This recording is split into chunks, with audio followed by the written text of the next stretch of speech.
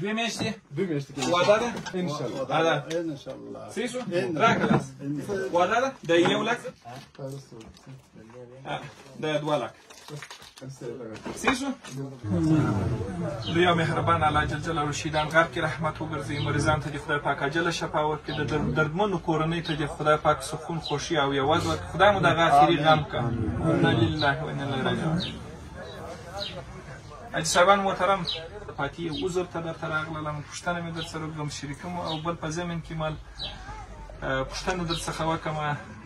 چې کوم غږ زه ستاسو ته پورته کولی شم او زه خپله د سیلاب خیریه بنسټ د خوا څخه څه کومک در سره کولی شم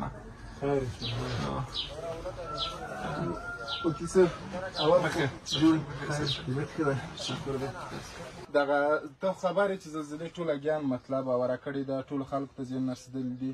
خو میږ په اول قدم کې ټولو نه لومړی دا خوښه کړه د میږ په لیولې مشرانو دا فیصله وکړه چې کورونه خو مو ټول ړنګ دي خو دغه نه اول میږ د خپل مسجد ابادوو چې خدای پاک دغه عذابونه رانه لرې کړي سبحان الله سبحان الله او دغه فیصله مو کړې وه څومره ښایسته فیصله مو کړې بلکل موږ دغه اوس پلان و چې دغه یوه 2 ورځې د فاتحه ختم شي چې ډایرکټ شروع وکړو دغه مسجد آباد کړو مسجد موږ دلته د اوس پرې وګوره د مسجد نو 100 روپۍ مو خپله چنده کړي دي تر 1 لک روپۍ پورې چې موږ بېګا حساب وکړو تقریبا تر 3 لک روپۍ پورې راځي 1 لک روپۍ مو خپله چنده کړې او 2 لک روپۍ ته نور ته ضرورت دی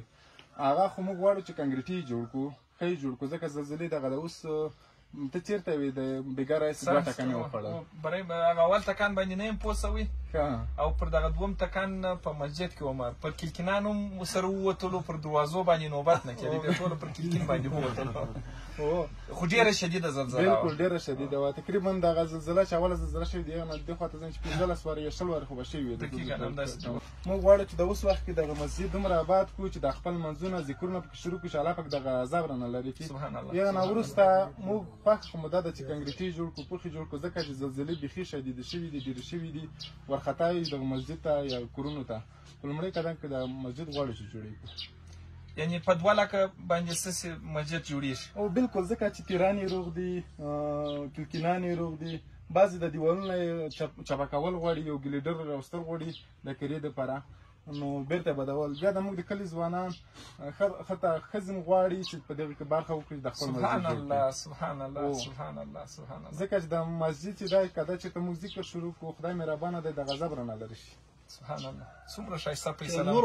دا خو چې دا موږ وایو چې د شملو وطن د شملو وطن د شملو په رقم باندې فیصلې کړي څومره ښایسته فیصله مو کړې ده دا نن بېګا کړي بیخي مو ښه کار کړي ده عجبه ښایسته فیصله مو کړې یا تا به د کور د خدای کور وګورو مسجد به وګورو سیلاب صاحب دغه درې اتاقه دي د لاندې مو د اودسو ځای و دغه مو د کلي د ناستي ځای و چې منځونه برکاته شو دلته هم سبق دا د ذکر ځای و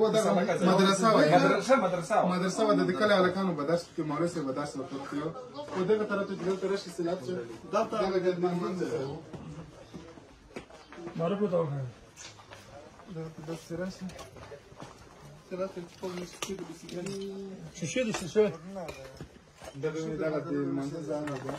په پښې دی دا شیشې چت یې روغ دی چت یې روغ دی او لرګي هم روغ دي لرګي یې روغ دي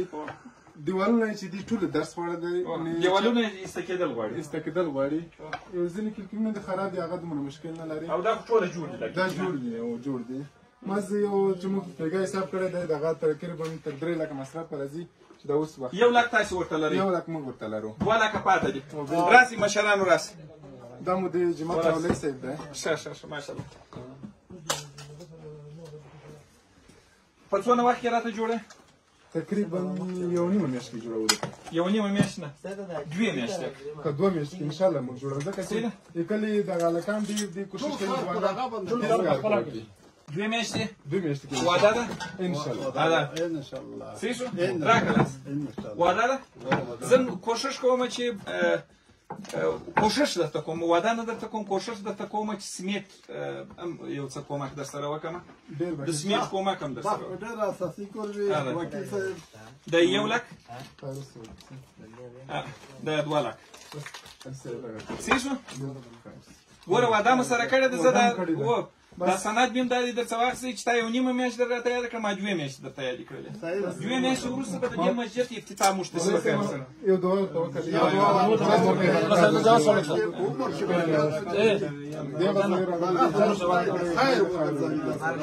علامت نور دا غضبونه خدای دې دا غضبونه ته معاف کړي. آمين.